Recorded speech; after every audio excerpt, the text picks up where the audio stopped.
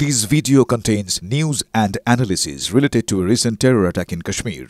The content may include sensitive visuals and discussions that could be distressing to some viewers. Viewer discretion is advised. We strongly condemn all forms of violence and terrorism. The purpose of the content is solely to inform and create awareness based on verified reports. বাহ, এবার হয়েছে স্বাদ। হ্যাঁ, অপূর্ব স্বাদ। MDH এর চাঙ্কি চাট মশলা জীবনে আসল স্বাদ জাগলো। আসল মশলা yes MDH।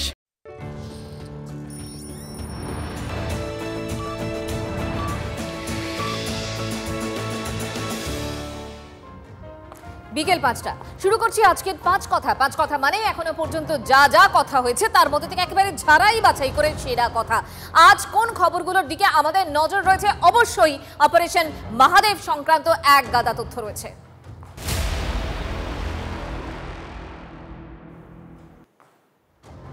অপারেশন মহাদেবে নিকেশ পেহেলগাঁও হামলার 3 জঙ্গি অর্থাৎ খতম। সুলেমান ওরফে ফয়সাল জাট এ ক্যাটাগরি লস্কর জঙ্গি, বাকি 2 জঙ্গি আফগান এবং জিব্রানো এ ক্যাটাগরি লস্কর জঙ্গি। লোকসভায় অপারেশন সিঁদুর নিয়ে জবাবি ভাষণে জানালেন কেন্দ্রীয় স্বরাষ্ট্রমন্ত্রী অমিত শাহ। ऑपरेशन महादेव में सुलेमान उर्फे फैजल जट अफगान और जिब्रान 3 आतंकवादी सेना, सीआरपीएफ और जम्मू कश्मीर पुलिस के संयुक्त अभियान में ऑपरेशन महादेव में मारे गए। और माननीय अध्यक्ष जी, ये जो सुलेमान है ए श्रेणी का लश्कर तोयबा का कमांडर था। पहलगाम हमले में और गगनगिर आतंकी हमले में वो लिप्त था। इसके ढेर सारे सबूत हमारी एजेंसियों के पास है। अफगान ए श्रेणी का लश्कर तैयबा का आतंकवादी था और जिब्रान भी ए ग्रेड आतंकवादी था। और माननीय अध्यक्ष जी, मैं सदन को और सदन के माध्यम से पूरे देश को बताना चाहता हूं, जिन्होंने बैसरन घाटी में हमारे प्रवासियों को, नागरिकों को मारा था, ये तीनों आतंकवादी ये थे और तीनों मारे गए।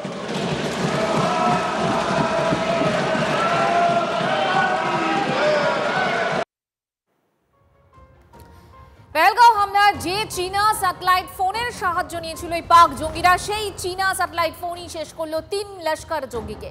শালিমার বাগের কাছে লুকিয়ে আছে 4 থেকে 5 জন জঙ্গি। গোপন সূত্রে খবর পায় সেনা রাত 2টো নাগাদ ওই এলাকায় অ্যাক্টিভ হয় চীনা স্যাটেলাইট ফোন T-82। চীনা স্যাট ফোনের সিগন্যালই নিখুঁত অপারেশনে সাহায্য করে বাহিনীকে। কয়েকদিনের লাগাতার নজরদারির পর পিন পয়েন্ট হামলা চালায় যৌথ বাহিনী। নিকেশ হয় পেহেলগাঁও হামলার মাস্টার মাইন্ড সুলেমান সহ 3 জঙ্গি।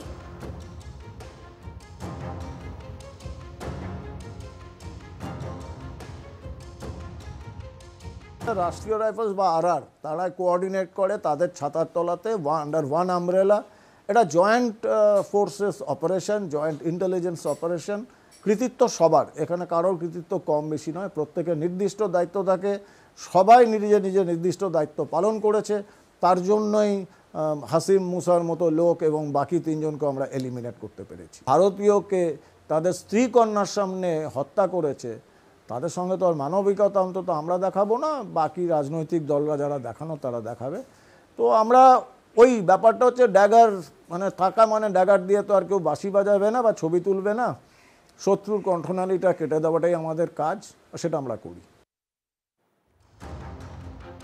কিভাবে সফল হলো অপারেশন মহাদেব? লোকসভায় জানালেন কেন্দ্রীয় স্বরাষ্ট্রমন্ত্রী অমিত শাহ। তিনি জানিয়েছেন 22শে এপ্রিল বৈশারণে হামলার রাতে একটি উচ্চ পর্যায়ের নিরাপত্তা বৈঠক হয়। পেহেলগাঁওয়ের হামলাকারীরা যাতে কোনোভাবে পাকিস্তানে পালাতে না পারে তার পরিকল্পনা করা হয় প্রথমেই। বৈশারণে 22শে মে বৈশারণের হামলাকারীরা কোথায় লুকিয়ে, গোপন সূত্রে তার তথ্য হাতে পায় ইন্টেলিজেন্স। সেদিনই অপারেশন মহাদেবের শুরু। নিশ্চিত হওয়ার পরেই সেনা, সিআরপিএফ, জম্মু কাশ্মীর পুলিশ জওয়ানদের নিয়ে তৈরি হয় একটা টিম। নিশ্চিদ্র পরিকল্পনা করে গতকাল অপারেশন মহাদেবে 3 জঙ্গিকে খতম করা হয়। ऑपरेशन महादेव की शुरुआत 22 मई 2025 को एक प्रकार से तो जिस दिन हत्या हुई थी उसी दिन रात को एक सुरक्षा मीटिंग की गई थी जम्मू कश्मीर में। सबसे पहले उसमें निर्णय किया गया कि जो नृशंस हत्यारे हैं वो देश छोड़कर पाकिस्तान भाग न पाए, इसकी हमने पुख्ता व्यवस्था की और भागने नहीं दी। 22 मई को आईबी के पास एक ह्यूमन इंटेल आई और एक क्षेत्र के अंदर, दाची गांव क्षेत्र के अंदर आतंकवादियों की उपस्थिति की सूचना मिली।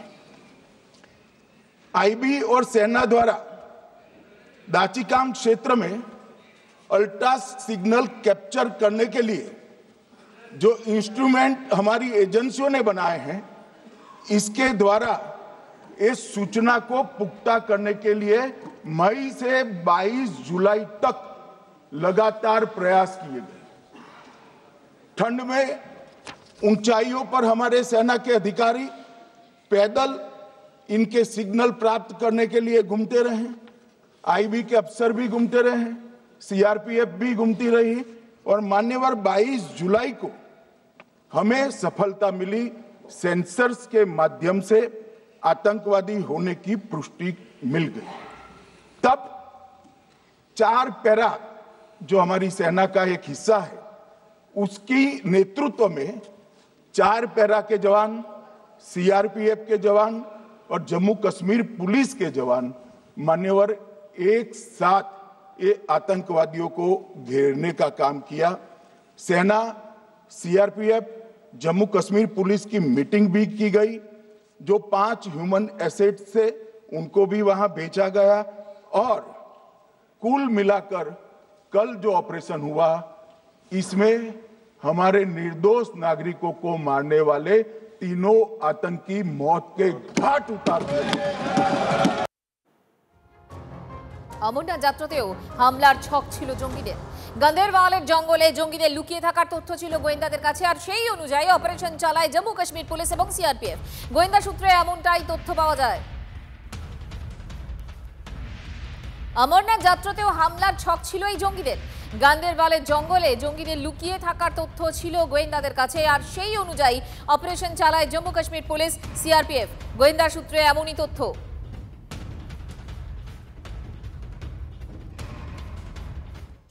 কিভাবে ঢুকলো জঙ্গিরা? সংসদে বিরোধীদের প্রশ্নের জবাবে কৌশলী অমিত শাহ কংগ্রেসের দিকে আক্রমণ শানিয়ে তিনি বলেন, সন্ত্রাসবাদের মূলে পাকিস্তান, আর কংগ্রেসের কারণেই পাকিস্তানের জন্ম হয়েছে। দেশ ভাগের সিদ্ধান্ত না মানলে পাকিস্তানের জন্মই হতো না। ইউপিএ জমানায় 27 বার জঙ্গি হামলা হয়েছে। কি করেছে কংগ্রেস? বলুন রাহুল গান্ধী। 2014 পর সীমান্ত এলাকা বাদে দেশের আর কোথাও জঙ্গি হামলা হয়নি বলেও দাবি করলেন কেন্দ্রীয় স্বরাষ্ট্রমন্ত্রী। 1948 में सरदार पटेल ना बोलते रहे, जवाहरलाल नेहरू जी ने एक तरफा युद्ध विराम कर दिया। पाक ऑक्यूपाई कश्मीर का अगर अस्तित्व है तो जवाहरलाल नेहरू जी की ये युद्ध विराम के कारण है। इसका जिम्मेदार जवाहरलाल नेहरू है। 1960 में सिंधु जल पर भौगोलिक व रणनीतिक रूप से हम बड़े मजबूत थे और उन्होंने सिंधु समझौता क्या किया? 80% भारत का पानी पाकिस्तान को दे दिया। 65 की लड़ाई में हाजीपीर जैसे स्ट्रेटेजिक जगह पर हमने कब्जा किया था। 66 में उसको लौटा दिया गया। 71 में पूरे देश ने इंदिरा जी का समर्थन किया। उन्होंने पाकिस्तान के 2 टुकड़े कर दिए। बहुत बड़ी विजय थी भारत की। युद्ध की विजय की चकाचौंध में क्या हुआ? शिमला में समझौता हुआ, पाक ऑक्यूपाई कश्मीर मांगना ही भूल गए। 22 এপ্রিল পেহেলগাঁওয়ে হামলা কেন হলো, কি করে হলো? সরকার প্রচার করছিল কাশ্মীরে সন্ত্রাস শেষ হয়ে গেছে, আর তারপরেও 1 ঘন্টা ধরে পর্যটকদের বেছে বেছে খুন করেছে জঙ্গিরা। এই 1 ঘন্টা একজন নিরাপত্তা রক্ষীকেও দেখা যায়নি কেন? 5 বছরে 25 বার হামলা চালিয়েছে টিআরএফ। অমিত শাহকে পাল্টা জবাব কংগ্রেস সাংসদ প্রিয়াঙ্কা গান্ধীর। शुभम की पत्नी ने कहा, कोट, मैंने अपनी दुनिया को खत्म होते हुए देखा। अपनी आंखों के सामने एक सिक्योरिटी गार्ड नहीं था। सरकार ने हमें वहां पे अनाथ छोड़ दिया था। सिक्योरिटी क्यों नहीं थी वहां? वहां पे एक सैनिक क्यों नहीं दिखा? क्या सरकार को मालूम नहीं था कि यहां रोज 1000 से 1500 पर्यटक जाते हैं? क्या सरकार को मालूम नहीं था कि यहाँ के पहुंचने के लिए जंगल के रास्ते से जाना पड़ता है? अगर कुछ हो जाएगा तो लोग वहां से निकल नहीं पाएंगे। ये लोग वहां पे इस सरकार के भरोसे गए और इस सरकार ने उन्हें भगवान भरोसे छोड़ दिया।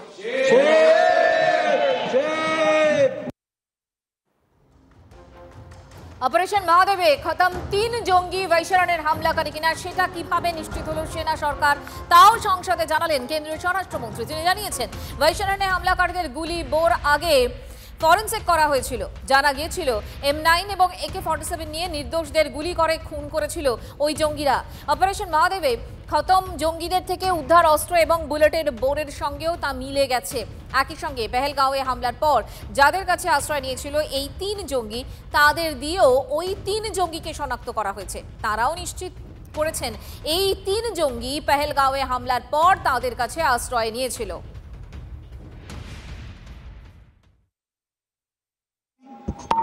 कि यही लोगों ने घटना की है। एनआईए ने पहले से ही इनको जिन्होंने आसरा लिया था वो लोगों को गिरफ्तार कर रखा था। उनको खाना पहुंचाने वाले लोगों को अपने कब्जे में रखा था।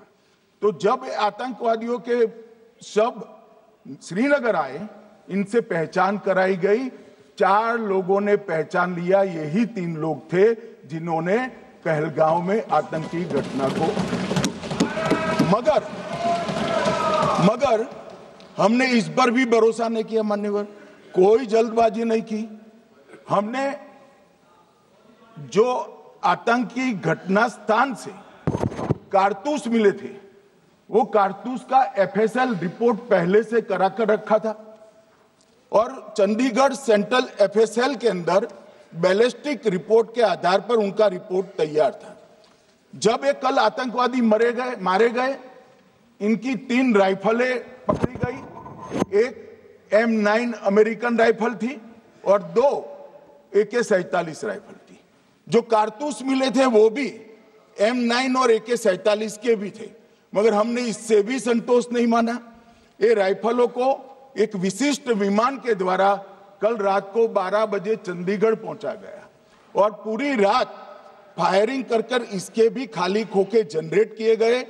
2 खोखों का मिलान किया गया, राइफल की नाली और निकले हुए खोखों का भी मिलान हो गया। तब ये तय हो गया कि इन्हीं 3 राइफलों से हमारे निर्दोष नागरिक मारे गए। লোকসভায় অপারেশন সিঁদুর নিয়ে আলোচনা। পিওকে ফেরত নেওয়ার সুযোগ হাতছাড়া হয়েছে। দেশবাসীর নিরাপত্তার দায়িত্ব তো কেন্দ্রেরই। ট্রাম্প 28 বার বলেছেন তার কথাতেই সংঘর্ষ থেমেছে। শক্তিটা কি? প্রধানমন্ত্রী এখনো চুপ। আক্রমণে তৃণমূল সাংসদ সায়নী ঘোষ।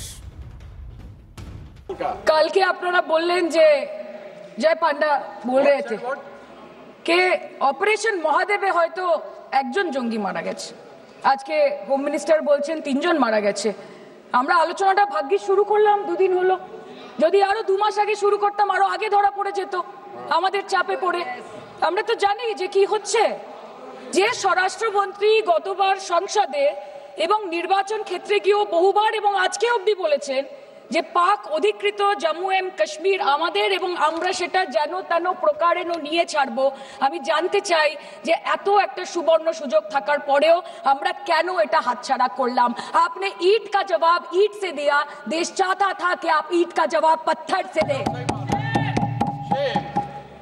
पहले बोलते हैं कि पीओके हमारा है, लेके छोड़ेंगे।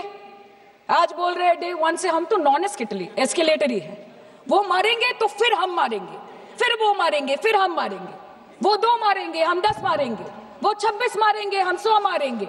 उरी होगा, बालाकोट होगा, पुलवामा होगा, उसके बाद और कोई अटैक होगा, फिर पहलगांव होगा, फिर ऑपरेशन सिंदूर होगा। सिलसिला चलता रहेगा, जान जाती रहेगी। और हमें गर्व है कि आपने 100 आतंकवादियों को मार गिराया, पर हम तो चाहते थे कि ऐसा एक भी न बचे जिससे आगे जाके भारत की बेटी और बहनों के सिंदूर को खतरा हो।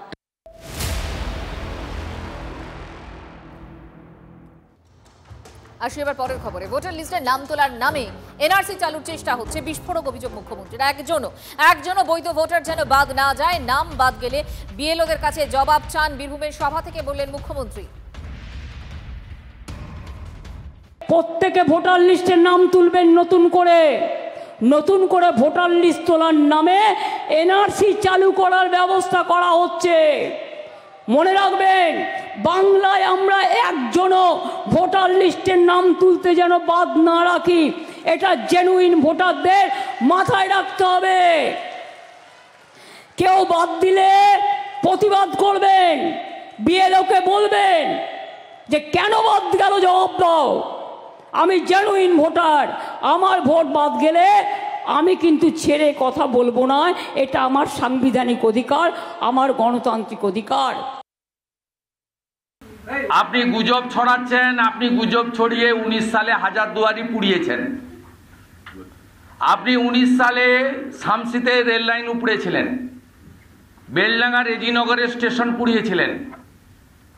আপনি আপনার উস্কানিতে 37টা বাস জ্বলেছিল সাঁতরাগাছিতে। আপনি সিএকে এনআরসি বলে বাংলাকে আগুন লাগিয়ে দিয়েছিলেন, একটা পুরো ট্রেন জ্বলে গেছিল হাজারদুয়ারিতে। আমি মুখ্যমন্ত্রীকে এবং তার সরকারকে বলবো, সুপ্রিম কোর্টে এসআইআর এ পার্টি হতে চেয়েছেন, দ্যাটস ইওর ওন বিজনেস, কিন্তু দয়া করে এসআইআর বলুন, এনআরসি বলবেন না। আপনি 19 সালেও সিএকে এনআরসি বলে অনেক ক্ষতি করেছেন, বাংলার অনেক মানুষের ক্ষতি করেছেন, দয়া করে এই কাজটা করবেন না। পাশাপাশি পশ্চিমবঙ্গে এসআইআর হলে নাম বাদ যাবে, মুখ্যমন্ত্রীকে পাল্টা চ্যালেঞ্জ বিরোধী দলনেতার। রোহিঙ্গা বাংলাদেশে অনুপ্রবেশকারীদের নাম বাদ যাবে এবং তবে শরণার্থীদের নাম বাদ যাবে না। তৃণমূল অনুপ্রবেশকারী শরণার্থীদের গুলিয়ে দেওয়ার চেষ্টা করছে, অভিযোগ শুভেন্দু অধিকারী। সংখ্যা টংখ্যা সবটাই তো ইলেকশন কমিশন ফাইনালি করবে, এসআইআর কখন করবে, কিভাবে করবে তারা। কিন্তু আপনাকে বলি, নাম বাদ যাবে কাদের? রোহিঙ্গাদের, বাংলাদেশি মুসলমান অনুপ্রবেশকারী, মৃত, ডুপ্লিকেট এন্ট্রি এবং ফেক। বাংলাদেশ থেকে ধর্মীয় কারণে যারা এসেছেন তারা শরণার্থী, তারা অনুপ্রবেশকারী নন। শরণার্থীদের নাম বাদ যাবে না। আধার ও ভোটার কার্ড কেন ভোটার প্রমাণপত্র নয়, সুপ্রিম কোর্টে ফের প্রশ্নের মুখে নির্বাচন কমিশন। এই মুহূর্তে সম্পর্কে আরটু জানবো, আমাদের সঙ্গে রয়েছেন আমাদের প্রতিনিধি জ্যোতির্ময় কর্মকার। জ্যোতির্ময়,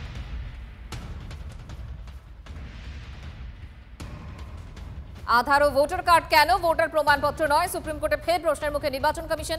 জনগণের নাম ভোটার তালিকায় যোগ করাই লক্ষ্য হওয়া উচিত, গণহারে নাম বাদ দেওয়া নয়, নির্বাচন কমিশনের উদ্দেশ্যে করা মন্তব্য সুপ্রিম কোর্টের। খুব সহজে আধার ও ভোটার কার্ড জাল করা যায়, যুক্তি নির্বাচন কমিশনের। দুনিয়ার যে কোনো নথি জাল করা যায়, পাল্টা মন্তব্য সুপ্রিম কোর্টের। আধার কার্ডের মাধ্যমেই পরিচয় যাচাই করা হয়, ভোটার কার্ড নির্বাচন কমিশনই বিলি করে। এই দুটি নথি এসআইআর এর তালিকায় রাখা হোক, ফের বলল সুপ্রিম কোর্ট। যদি কোথাও জাল মনে হয়, কেস টু কেস যাচাই করুন। নির্বাচন কমিশনকে পরামর্শ বিচারপতি সূর্যকান্ত ও বিচারপতি জয়মাল্য বাগচির বেঞ্চের। আইনসম্মত পদক্ষেপ না হলে কমিশনের যে কোনো সিদ্ধান্ত খারিজ করার ক্ষমতা আছে আদালতের, হুঁশিয়ারি শীর্ষ আদালতের।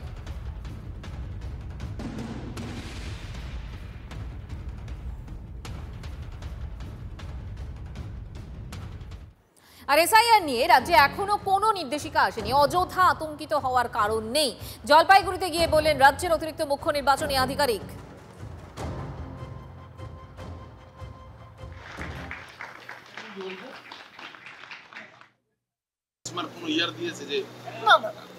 সেরকম কিছু এখন অব্দি আমরা বিগত বছরে যেভাবে কাজ করছি তাই কাজ হচ্ছে। অ্যাজ অন ডেট আজকেও অনেকে ফর্ম ফিল আপ করছেন, হয়তো আজকাল তো কন্টিনিউয়াস আপডেশন হয়। কোনো আমাদের নির্দেশিকা এসেছে আমাদের রাজ্যে? নির্দেশিকা আমাদের রাজ্যে এখনো কিছু হয়নি।